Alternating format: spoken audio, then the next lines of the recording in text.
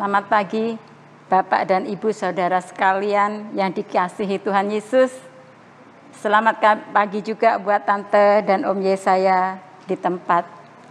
Kembali kita akan bertemu pada pagi hari ini untuk menikmati sarapan pagi yang senantiasa menguatkan iman rohani kita sebagai orang percaya. Sarapan pagi hari ini saya beri tema damai sejahtera.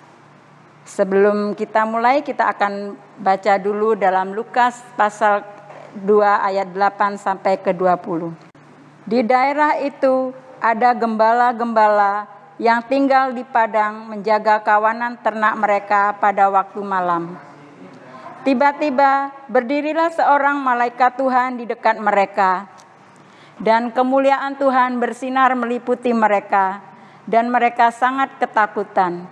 Lalu kata malaikat itu kepada mereka, "Jangan takut, sebab sesungguhnya aku memberitakan kepadamu kesukaan besar untuk seluruh bangsa. Hari ini telah lahir bagimu juru selamat, yaitu Kristus, Tuhan di kota Daud. Dan inilah tandanya bagimu, kamu akan menjumpai seorang bayi dibungkus dengan lampin dan terbaring di dalam palungan." Dan tiba-tiba tampaklah bersama-sama dengan malaikat itu sejumlah besar bala tentara surga yang memuji Allah. Katanya, "Kemuliaan bagi Allah di tempat yang maha tinggi, dan damai sejahtera di bumi di antara manusia yang berkenan kepadanya."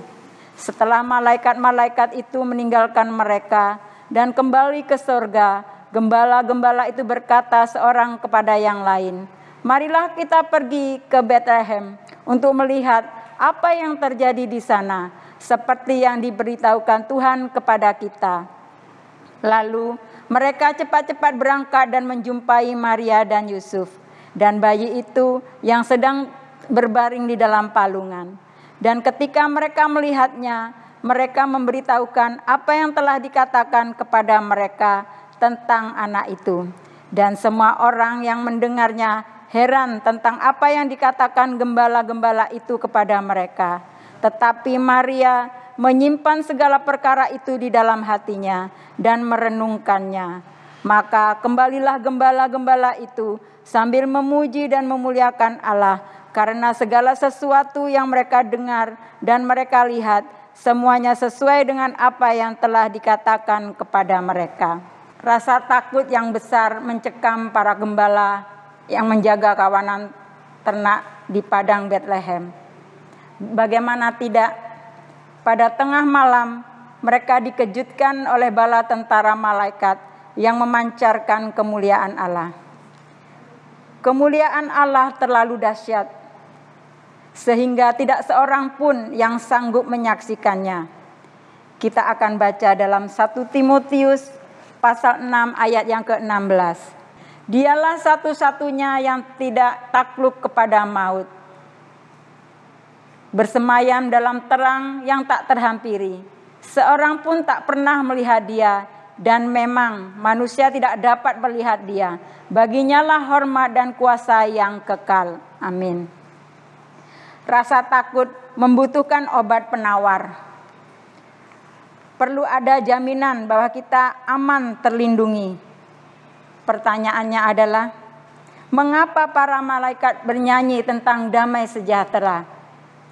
Apakah itu semacam rasa tentram sesaat?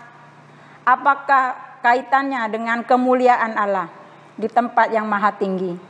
Buktinya, saat itu bangsa Israel masih dijajah oleh bangsa Romawi. Nasib para gembala juga tidak banyak berubah setelah mereka menyaksikan bayi Yesus. Kalau saja perasaan damai sejahtera itu hanya sementara, tentulah itu bukan kabar baik namanya, tapi sebaliknya. Makna damai sejahtera kemudian dijelaskan oleh Rasul Paulus dalam Efesus pasal yang kedua ayat 14 sampai ke 22. Karena dialah damai sejahtera kita yang telah mempersatukan kedua pihak dan yang telah merubuhkan tembok pemisah, yaitu perseteruan. Sebab dengan matinya sebagai manusia, ia telah membatalkan hukum Taurat dengan segala perintah dan ketentuannya, untuk menciptakan keduanya menjadi satu manusia baru di dalam dirinya, dan dengan itu mengadakan damai sejahtera, dan untuk memperdamaikan keduanya di dalam satu tubuh dengan Allah oleh salib, dengan melenyapkan perseteruan pada salib itu. Ia datang dan memberitakan damai sejahtera kepada kamu yang jauh dan damai sejahtera kepada mereka yang dekat. Karena oleh Dia kita kedua pihak dalam satu roh beroleh jalan masuk kepada Bapa. Demikianlah kamu, bukan lagi orang asing dan pendatang, melainkan kawan sewarga dari orang-orang kudus dan anggota-anggota keluarga Allah, yang dibangun di atas dasar para rasul dan para nabi, dengan Kristus Yesus sebagai batu penjuru. Di dalam Dia tumbuh seluruh bangunan rapi tersusun menjadi bait Allah yang kudus di dalam Tuhan. Di dalam Dia kamu juga turut dibangunkan menjadi tempat kediaman Allah di dalam Roh. Tadinya kita ini adalah musuh Allah dan tidak dapat menghampirinya dengan cara apapun. Dalam Efesus pasal 2 ayat yang ke-13, demikian firman Tuhan. Tetapi sekarang di dalam Kristus Yesus, kamu yang dahulu jauh sudah menjadi dekat oleh darah Kristus. Puji Tuhan. Saat kita percaya kepada Kristus, tombak pemisah itu dihancurkan dan kita diperdamaikan dengan Allah. Tidak ada lagi rasa takut karena Kristus justru menjadi pembela kita. Kita akan buka dalam Roma pasal 8 ayat yang ke-34. Kristus Yesus yang telah mati, bahkan lebih lagi yang telah bangkit, yang juga duduk di sebelah kanan Allah, yang malah menjadi pembela bagi kita. Amin. Oleh kelahiran, kematian, dan kebangkitan Kristus pula, seluruh orang percaya diperdamaikan dengan Allah. Melalui Yesus Kristus, kita dijadikan dekat dengan Allah. Jadi damai sejahtera yang diberitakan malaikat itu bersifat kekal. Inilah kabar sukacita yang tiada taranya. Dalam bulan Desember ini, kita sudah mendengarkan puji-pujian tema Natal. Bahkan ada gereja-gereja yang sudah merayakan Natal. Mari kita sebagai anak-anak Tuhan yang sudah ditebus dan diselamatkan, kita bukan hanya memperingati hari Natal, tapi kita juga harus benar-benar memahami apa arti Natal yang sesungguhnya.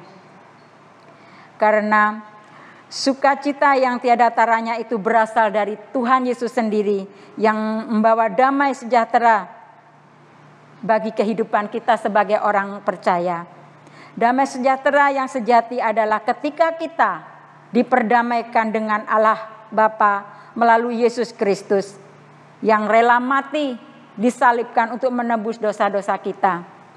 Begitu juga sebagai kita sebagai anak-anaknya, kita wajib dan kita harus menyebarkan kelahiran Tuhan Yesus itu hingga banyak orang-orang di luar sana yang belum mengenal Tuhan dapat diselamatkan melalui kita. Baik itu tingkah laku kita, tutur kata, terlebih perbuatan kita. Sekian sarapan pagi yang dapat saya sampaikan. Selamat pagi, selamat beraktivitas, dan selamat Natal 2021. Tuhan Yesus memberkati.